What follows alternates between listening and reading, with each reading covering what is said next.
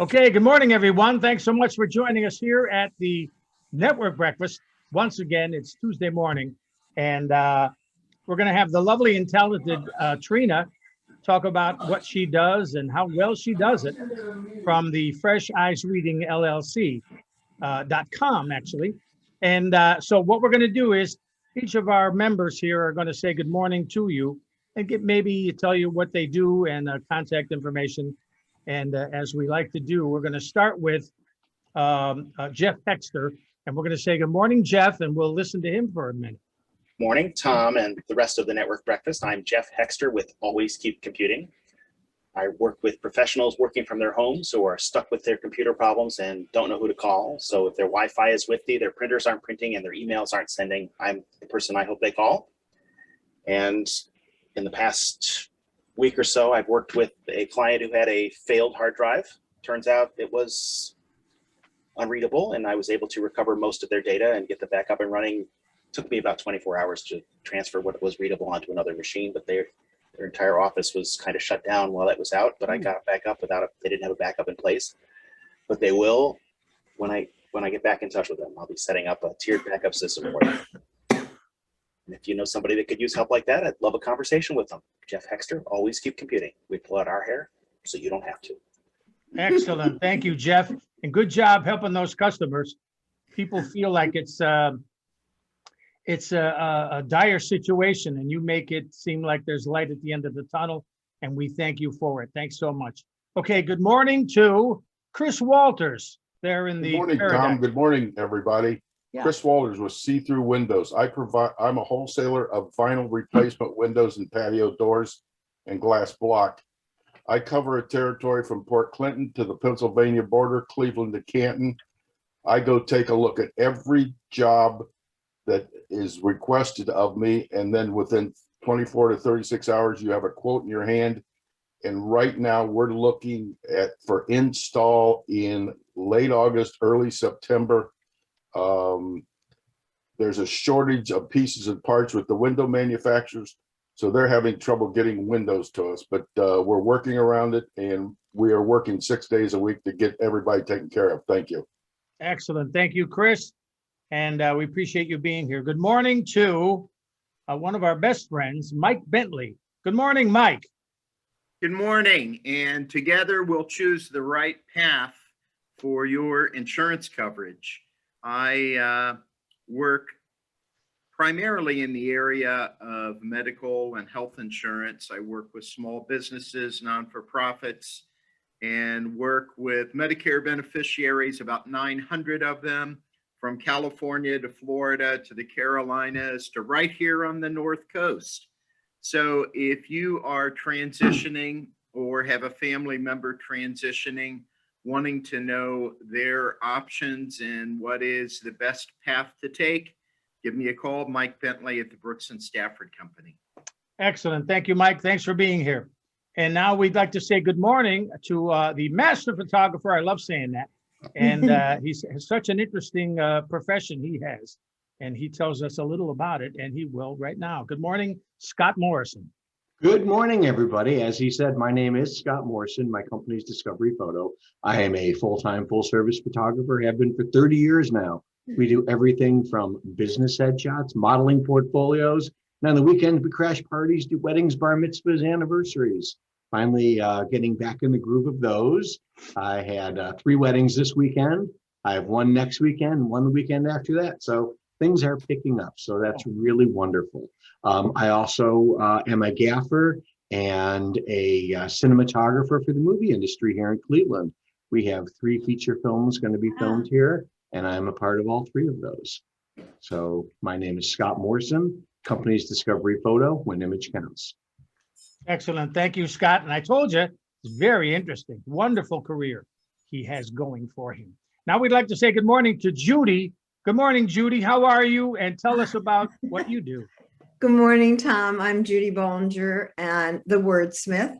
I must tell you that the name The Wordsmith was given to me by Jeff Hexter's dad, who, when I first started business, I was just using my name. He said, "You can't do that. You have to have a business name." And I said, "Well, I can't think of anything." He said, "Well, you're the Wordsmith." So that's how I happen to be called the wordsmith. But I am a writer. I do business, Trina. I do business writing. I mostly focus on your website by adding blogs to your website.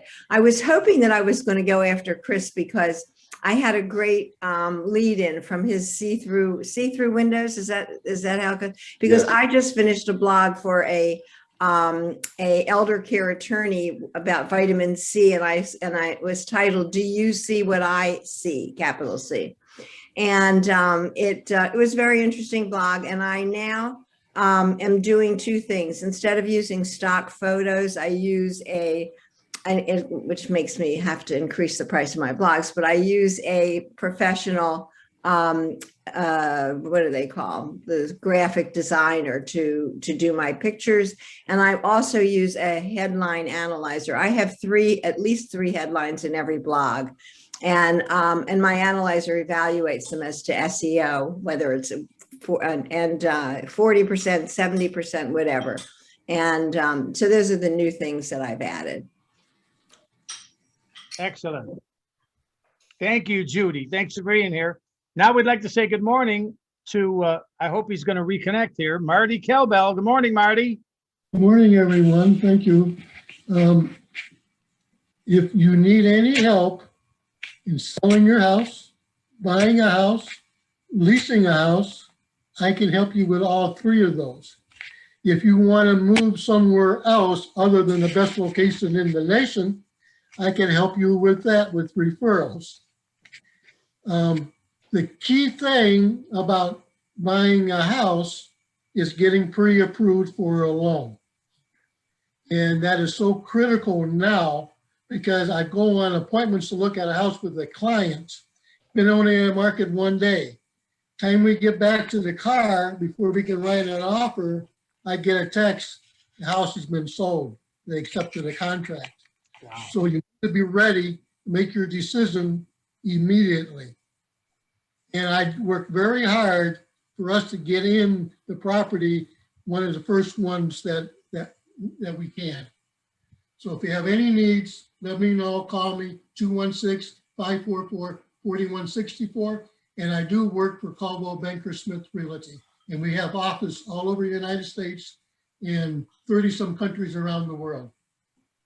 And hope to hear from you soon. Okay, Marty, your advice was to get the loan first before you go look at the house in case you want it. Otherwise, in this particular market, I understand that houses are being snapped up. Yes, I recently through houses that were bought sight unseen. Wow. And, you know, so that's how quickly, how much this is the seller's market. Sure. And the interest rates are extraordinarily low, still under 3%. So. Excellent. That's a good part of it. The other side of that coin is that if you have to buy something, you're paying a premium. You're getting a premium for selling, but you're also paying a premium to buy. Okay, excellent advice. And a lot of them are paying cash. $300,000, they're coming up with the cash. And then there is no appraisal when that happens. Wow. Okay, Marty. Thanks for being here and thanks for all the real estate advice. I think it's good to get your finances in order before you even start looking, so that if you land on one you really like, you got to take it. Right, because they're not going to wait around to see if you can or you know how long it'll take to get you pre-approved. Right. They're all going in multiple offers. Sure. Okay, Marty, thanks so much. And thanks for being here in front of your sold sign. And let's hope that happens for you today and tomorrow and all the rest of the month. Thank you. Continue your success. Okay. And now we'd like to say good morning to Debbie. If she cares to give us a 1 minute, you could turn your mic on. Perfect. Okay, Debbie. Good morning, Debbie Wood. Thanks for being here. That was a kind of a project, switching from my laptop to my desktop, because I'm glad you did. I wanted to get back to my camera, and I thought, is it because I have my laptop on? But I did it. I had to restart my computer. I was about ready to text Jeff because I was like, It kept saying that it wasn't working. Sure. Well, Jeff Um, could help out in that case. Sure. Good morning, everybody. My name is Debbie Wood. The name of my company is Viable Solutions. Oh, and there comes my antivirus protection coming up. Hold on, I got to get that off my screen. Okay. I work with the plant, and the plant that I work with is the hemp plant. We market CBD products. We have a hemp clothing line coming out that actually I'm waiting for my shipment any day now. So I'm super excited about that. Wow. It's a sustainable brand of clothing. We have a hair care line. We have a whole lot of stuff, but our flagship product is our CBD oil. That's truly changing lives for a lot of people with their health and their issues that they have. So that's what I'm all about. And I'm glad to be here. It's my first time. Great. Thank you, Debbie. Thanks for the update on what you do, that CBD business. We have a friend, Harry Bernstein, that's in the counseling of that sort of business, so that you can get advice on how to treat your employees, how to treat customers when CBD is involved, and other things. Yeah. Okay. Now we'd like to say good morning to Shalom. Good morning, Shalom. Good friend, Shalom. Let's hear what's going on in your part of the world. Good morning, friends, and welcome to the Network Breakfast, Debbie. I think you'll find we have a nice little group here. Thanks, Tom. So I'm the owner of Right at Home. So we're a franchise supporting seniors to age in place. And we've been helping families right up on the east side for about 8 years, dozens at a time. We want to treat each family as individuals. For example, the woman who called on Thursday saying, we have another home care company, but they can't staff my father-in-law through the weekend because it was, holiday weekend with the 4th of July.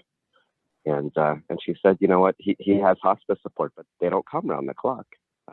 They're sending a nurse once a day, sometimes every other day for an hour.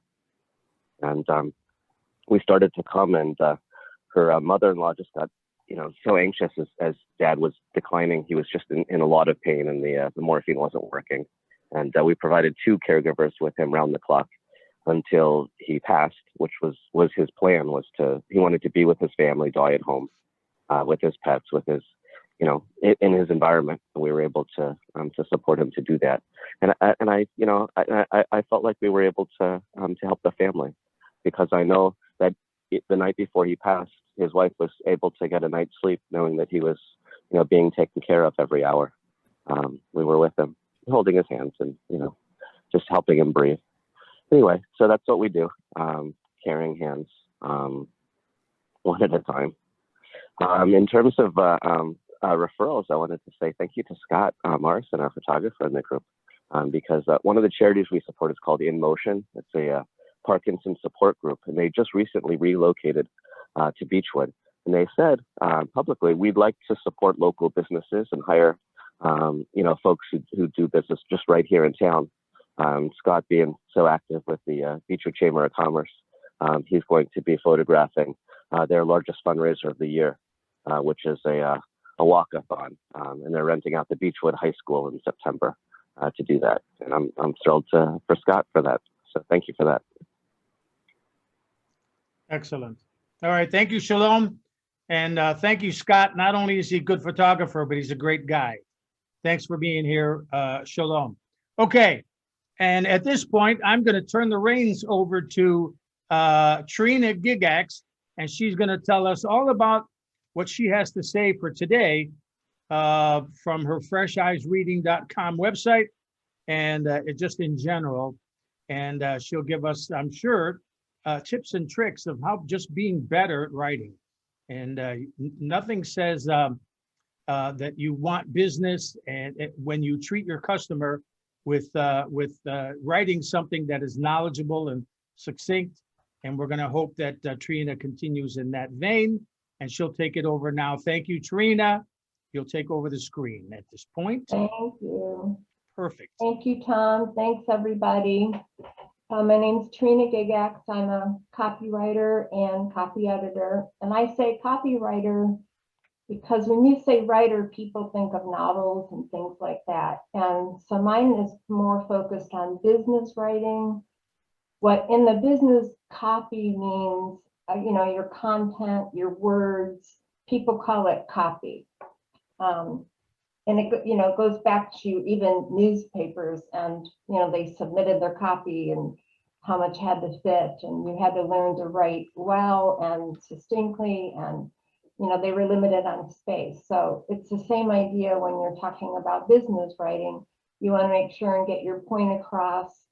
The most you can say in the least amount of words is the whole point. So this is really not about like great writing and how to write, but these are things to keep in mind when you're writing, at least for your business and your marketing writing. Page downward. Okay. So writing is about turning what you need to say into something your reader needs to hear or read. So it's not about everything that you want to talk about. It's more what they need to hear and what they need to see to get across. And it helps if you can think of one person.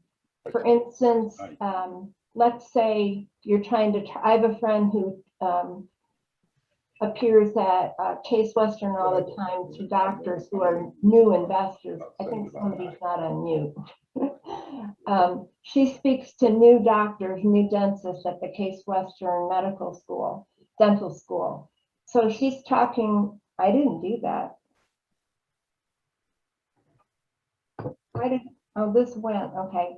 She's talking to people who've never really invested before, or it could be somebody, let's say like my age, who you're really starting to think about what you need for the rest of your life. So if you can think about one person you're trying to target, because if you try and write for everybody, it becomes too generic and it really doesn't make sense. And that doesn't mean you can't write for another type of group later, but while you're writing that article or that communication that you're sending, think about one person. And writing is really the art of the second thought. And what that means is whatever you get down the first time is really not, it's seldom good. It's not good enough to put out.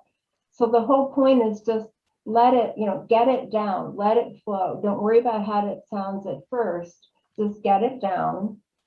And then the real skill is going through it later and very carefully with some tips that I'll show you how to make it sound the best for your reader and make the most sense and get your message across. One of the ways is to write really well-structured sentences, and I'll show you a couple examples of that. But long run-on sentences that people get lost in really don't help at all. If it's a really well-structured long sentence, and very few people know how to do that, you can do that. But you want to also mix your sentence size too, so that they're not all the same. If you had all sentences that were the average is 21 to 24 words, that would be really boring, and nobody really writes like that. If you write in active voice, and I'll give you an example, instead of passive voice, that is really better for people to read too. It shows action and interest, and it's all about what's happening. And you don't have to use, big long words like lawyers and all kinds of people, financial people use to say that your writing is intelligent. You can say just as long as you pick good, strong words, you don't have to use words that may exclude some people, because not everyone may not know what ameliorate means, and you could just say to improve. So it doesn't necessarily make you sound more intelligent. You actually could be excluding some of your audience by doing that. So the question is, how do you allocate your time to do this? One quick way that people think about is about 20% of the time on their headline, 30% on their writing, and 50% editing it. And that works for a quick guide, but a better way that I've always learned and read about is spend a lot of time on research. even though it's your own product and you know what you're talking about, research what people want to know, what's interesting to them. You know, you can do some research online about what's cool right now, or what's interesting, or what's most on people's minds, and that's what you could write about. Spend some of your time planning it, how it's going to lay out, the order that you're going to put it. You know, make sure that it's well planned, or it may not come out that great. You really only need to spend not a lot of time, 15 to 20% on actually writing it, because here's why. 50% of your time is going to be editing. You go over it. I mean, even for my own writing, I sometimes go over an article or a blog or some content 5 times. I print it out, I look at it, and I see what it's like from a reader's standpoint. I end up changing it by changing it again. So that's the whole part of sifting through it and making sure that it's right is in the editing. And don't forget proofreading. A lot of people mix up proofreading and editing. Editing still has to do with content and what is said and how it's said. Proofreading, you're looking at the format, maybe the amount of white space. Did you always put your period inside your quote? Are all your apostrophes correct on everything? Is your format, you know, you just make sure your subject and verb agree, things like that. You really have to proofread when you're done. So a reader may say, well, what's in it for me? That's what you have to think about. The reader's thinking, well, what's in it for me? You know, why am I reading this? What are you trying to tell me? Why should I care? Why should I take action? So think about some questions that you need to address when you're writing something. It's really important to think about what your reader's thinking about. And that's how you get it's. If you keep writing about what you want to write about, you're not really thinking about what they need to know. So that's why you stick to what the reader needs to know and not what you need to tell. Now, some of the ways you can do this, a lot of companies and a lot of people spend a ton of time talking about themselves, their corporation, what we do, you know, what, all this kind of stuff. And that's important to get that out. That's information. But you also want to talk about you, meaning the customer, the client, what you can do for them. That's what they really want to know, the what's in it for me. Try and keep it succinct to grab attention. Anything really long, and I'll show you in a minute. Now, Tom, my mouse keeps going. Why is it going? And my hands aren't even on. Anyhow, vary your sentence length. That's another way we talked about. That keeps a real rhythm in your writing, so you don't bore anybody. And sometimes you may need to swap some technical terms to make sure that the reader understands what you're talking about. If Chris is talking about, you know, all the technical stuff about Windows, or Marty about real estate, if he's talking to another real estate person or somebody in Windows, that's a different kind of conversation than talking to a reader who may not understand all those terms. So just make sure and be very inclusive of your reader. And when you write a regular story, let's say in a novel or some kind of a, maybe a, what's it called? When you're telling your life story, like a biography, you know, you might have a beginning, a middle, and an end. But in business writing, and this goes back to the newspaper, you had to put what's most important, and then you get less and less, because what editors used to do is just lop off the bottom of it if they ran out of space. So you have to make sure that you don't put something that's really critical that far down in the article. So in business writing, think about putting the most important stuff first. Otherwise, you can be all upside down with that. And this is how people read. There's a thing called the F format. This is, I was talking about, the lead is the main point of the story. Chris and I were working on a letter a little while ago that he received from a manufacturer.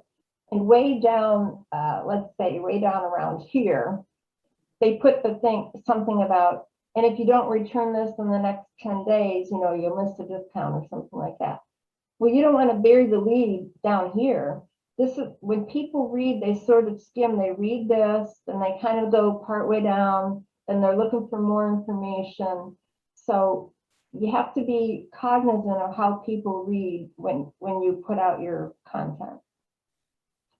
And what I was saying about some of the technical terms,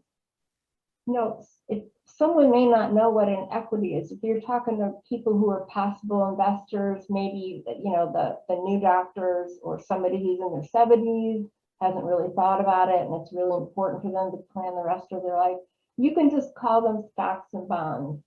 Or if you start talking about dividends, they may not know what that means, and you can say the payments you'll receive. Now, in my husband's business, believe it or not, there could be a singer or someone who comes in to record and doesn't understand anything about the business aspect of it. So if he starts talking analog and digital, they may just say, I don't understand what you mean by that. So, these are different terms that he could use to get to somebody. So just keep that in mind all the time. Now, active voice means when you think of active, you want action. The subject is performing action. And here's an example. If you say beautiful giraffes roam the savannah, the passive part of that is the savannah is roamed by beautiful giraffes. Now, beautiful giraffes is really the subject. So why do you want to put that in the end? So that's an active way of saying that and a passive way of saying that. And good business writing and marketing material especially wants to be an active voice. Oh, my clicker's not working. Oh, I'm sorry. All right, another example. If the BNI meeting is run by Jeff. Now, there's nothing wrong with that. That is a true statement. But the active way of saying that is Jeff runs the BNI meeting. I'm sure you can see the difference on the impact that will make talking an active and passive voice. And if you get some long sentences, just think about how you can shorten them a little bit. Hemingway once said something about it's not how much you can add to your writing, it's what you can take away until you can't take away anymore and make sure that it still makes sense and appeals. So here's an example. Candidates are requested to return the completed application form to us by the 10th of December.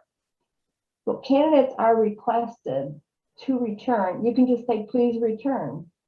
And by the 10th of December, you can just say December 10th. So that statement right there is just a lot more clear and concise, and it gets the same message across. So you can always be looking for ways to get your writing a little more concise. Now, I asked Nadine if I could show this. This was her mission statement. She runs, Shalom knows her. She runs a senior care services. And they have kind of a long and lengthy, long and complicated sentence that there's nothing wrong with what she said. She wants, a better quality of life. So what I did in the next graph, I'll show you, the graphic is, I pulled out the main points she's trying to say. She wants to ensure better quality of life for elderly clients. She wants to provide dependable, affordable care. And she wants them to maintain an independent lifestyle. And she doesn't only take care of elderly, it's regardless of age and health. So all I did was I broke it down. Instead of for our elderly clients and their families, the first part I just put for seniors, because she actually has senior care here in her title. And this is just the same thing she said. Instead of 44 words, it's 31 words, and it's 2 sentences. And I think it's just a little easier to grasp. Again, okay, sorry about that. Another way is look for unnecessary words and phrases that you can reduce. Due to the fact that, which a lawyer or some legal document may say, you could just say because, in order. Another thing about in order, if you start looking at every sentence you read, or when somebody says in order to, take out the in order, and it will make, I promise you, it will make the same amount of sense if you just say to achieve, or in order to start this meeting, we need these materials. You can just say to start this meeting, we need these materials. So that's one way to cut out. And we made the decision to, is obviously the same way as saying we decided. So these are just little ways to go about it. Now, where you put commas in a sentence really matters, because you can see, let's eat grandma or let's eat grandma are two completely different ways to put that. And if you don't have your commas in the right place, you could absolutely change the meaning of a sentence. And that's why a lot of people just spend a lot of time trying to think about whether that comma is needed, or they actually help a reader go through the content when you're reading. They provide rhythm. And you'll see if you have a long sentence without any, you can't just put them wherever you want though. I mean, there are reasons where you put commas. And here is another example. If you say, we invited the strippers, JFK and Stalin, that could be 4 people. You could have, let's say, 2 strippers, and then you have JFK and you have Stalin. This actually appeared in the newspaper, and this is why I was showing this about. But if you say, we invited the strippers, comma, meaning who are JFK and Stalin. So that's a parenthetical comma. The first one is a series comma, where it's a series of 2 or more items. So if you know the rules of commas, it'll help you a lot. If not, you hire somebody like me or Judy or myself who knows how to do it. The last thing I wanted to say too was that don't ever trust that spell check and grammar. I would use it as a quick overview for catching maybe the most obvious words that are spelled incorrectly, but you have to read. And one of the reasons is homonyms. I mean, there's 3 ways. If you hear the word cite, there's 3 ways and 3 different meanings for cite. The same goes if you are yelling a story or telling a story. That's something that the spell checker won't pick up because those are both spelled correctly.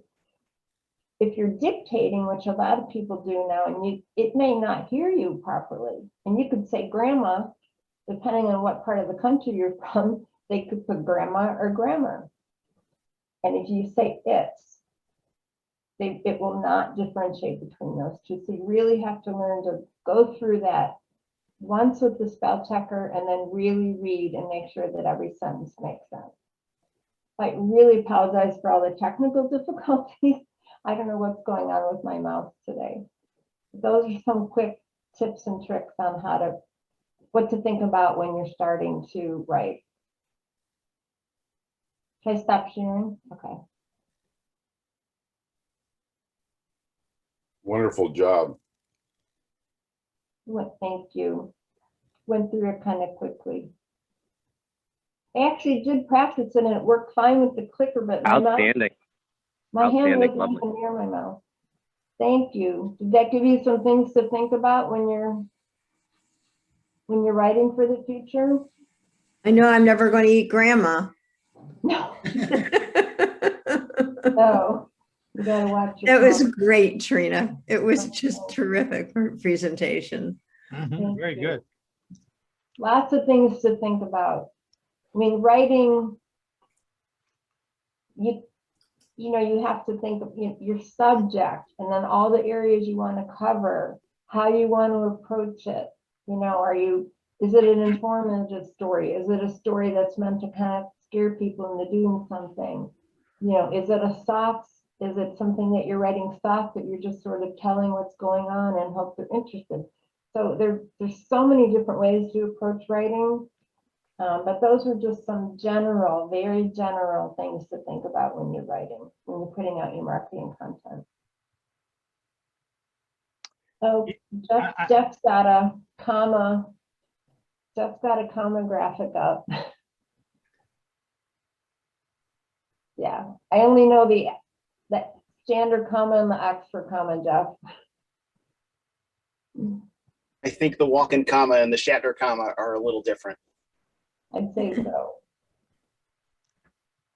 Made me think of that when you were talking about commas. I think the advice of writing down what you intend to say and then editing it, I think it's important. I know for myself, I tend to be overly wordy, verbose, and and then as I look at it, I think, am I really conveying what I really want to say? I mean, you get into maybe a little too much minutia of the idea instead of being concise. And I probably, when I write or I'm texting or even emails, I probably over explain everything, because I think that if I give whoever's reading this all the information, there will be no questions. I've already answered everything that could possibly be answered in what I'm writing. So I'm willing to not be as concise as possible in order for me to only have to do it once. If you say, I'll see you tomorrow, and then that's the last you write, they're going to say, what time, where, and all of that. So I write too much, but if they're really interested in what's going on, if they read the whole thing, they'll know I'm going to see you tomorrow at Jack's at 9 o'clock, and I can bring my computer if I want. Okay. You forgot to say that, Jeff. Just to interject, you know. Right. When you're just answer in a flip way. Okay, I'll see you tomorrow. And I reiterate so that they don't have to come back and say, did you mean Jack's at 9?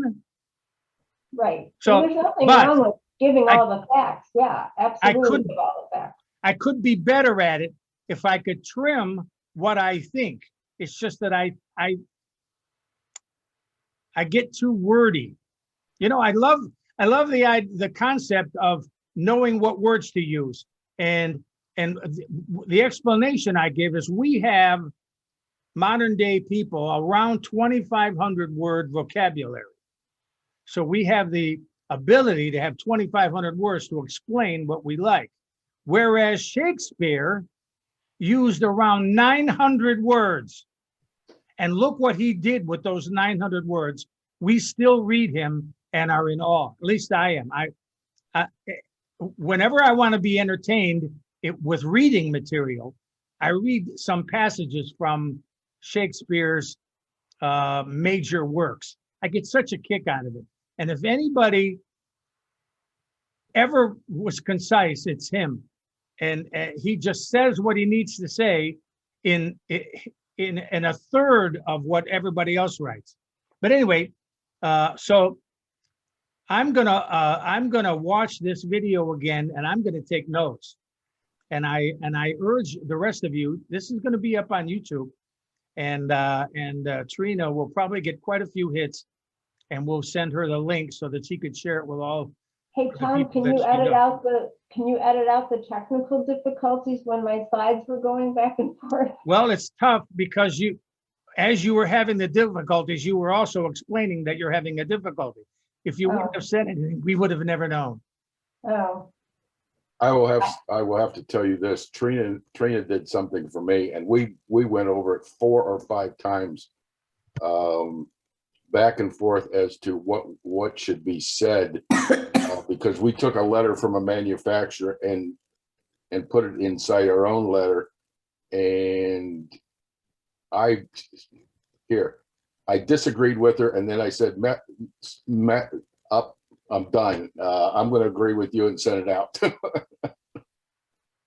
Because I wanted the first part on the top and the second part on the bottom, and she wanted it reversed. So I just let her have her own way.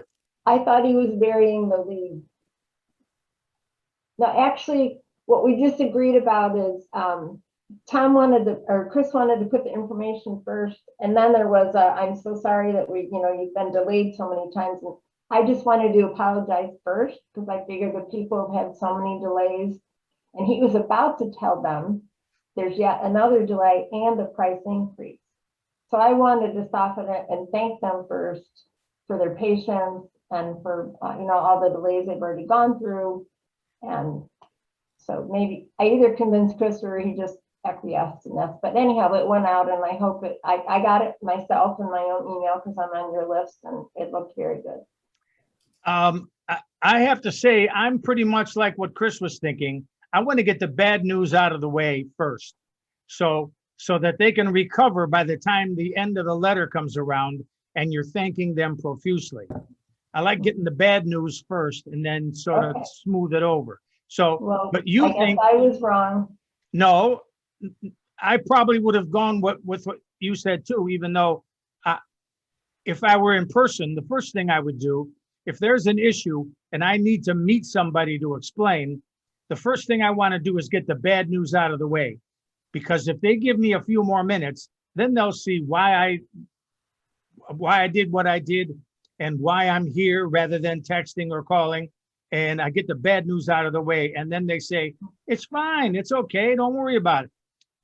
Whereas if I waited until after I'm done with the accolades and and the Mutual Admiration Society, and then tell them the bad news, now I'm going to end on the bad news note and I'm leaving. The last thing I told them was the bad news.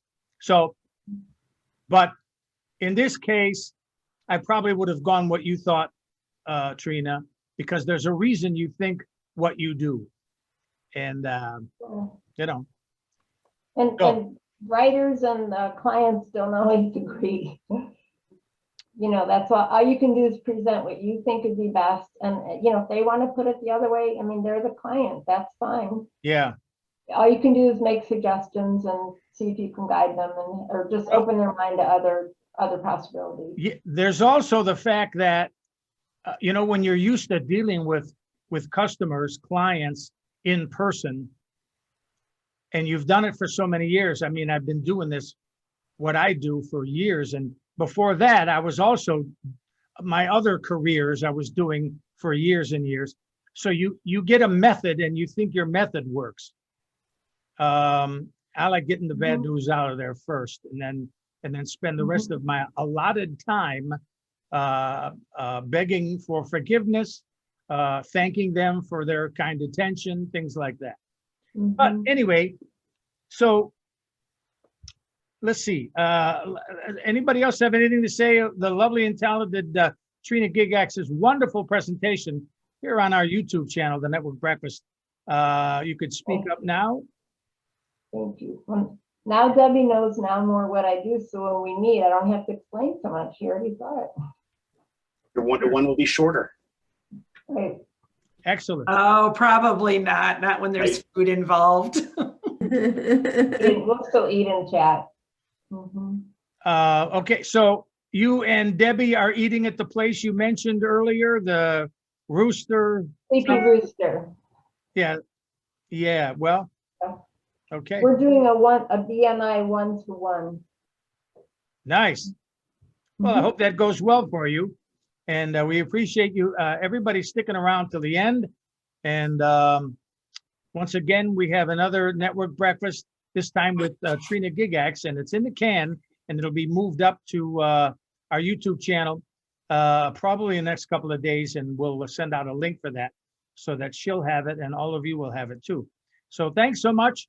And we're going to stick around and talk a little bit more. But for YouTube, we're going to say adios for this Tuesday. And although our members are going to stick, and we'll work out some other things after we say goodbye for this Tuesday. Thanks so much for sticking around, and we'll talk to you next week. Thanks.